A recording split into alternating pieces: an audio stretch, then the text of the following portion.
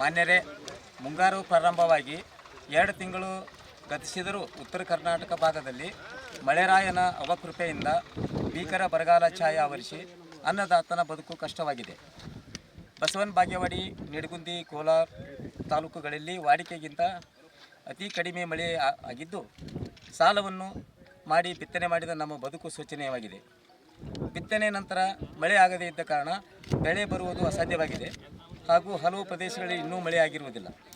ನಮ್ಮ ತಾಲೂಕುಗಳನ್ನು ಬರಪೀಡಿತ ಪ್ರದೇಶ ಎಂದು ಘೋಷಣೆ ಮಾಡಿ ಪ್ರತಿ ಎಕರೆಗೆ 25,000 ರೂಪಾಯಿ ಪರಿಹಾರ ನೀಡಲು ರಾಜ್ಯ ಸರ್ಕಾರಕ್ಕೆ ಹಕ್ಕೊತ್ತಾಯ ಮಾಡಬೇಕೆಂದು ತಮ್ಮಲ್ಲಿ ವಿನಂತಿ.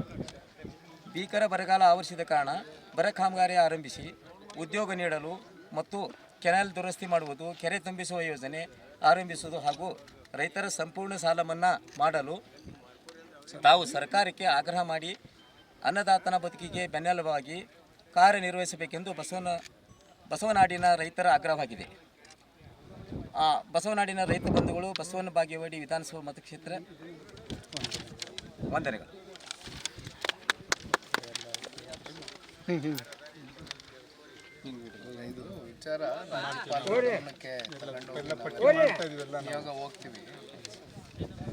ಕೇಂದ್ರ ಸಚಿವರು ಕುಮಾರಣ್ಣ ವರದಿ ಮಾಡಿ ಅಂತ ಹೇಳಿದ್ದಾರೆ.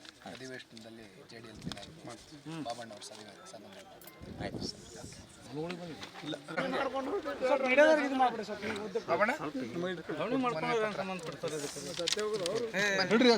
ಪ್ಯೂರ್ ರೈತರ ಲಾವಣಿ ಮಾಡ್ಕೊಂಡ್ರೆ ನಾವು ಮಕ್ಕಳಿಗೆ ಹೆಚ್ಚಾಗಿ ನಾವು ಮಾಡ್ಕೊಂಡಿರ್ತೀವ್ರಿ.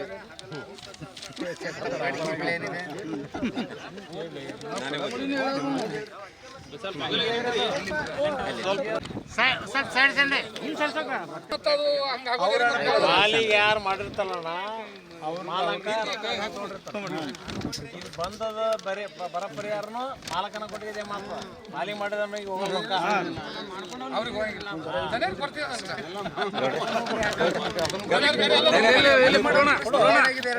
ಹಿಂಗೆ ನಿಂದ್ರಿ ಸೌಕರ್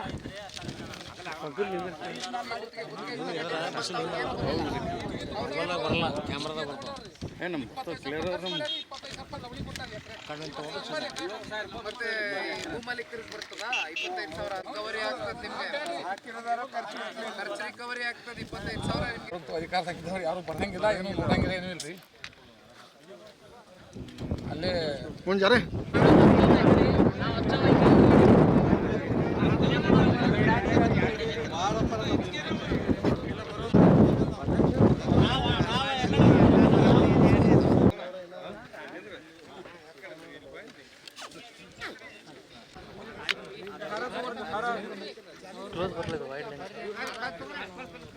ಇಲ್ಲಿ ಹಾರ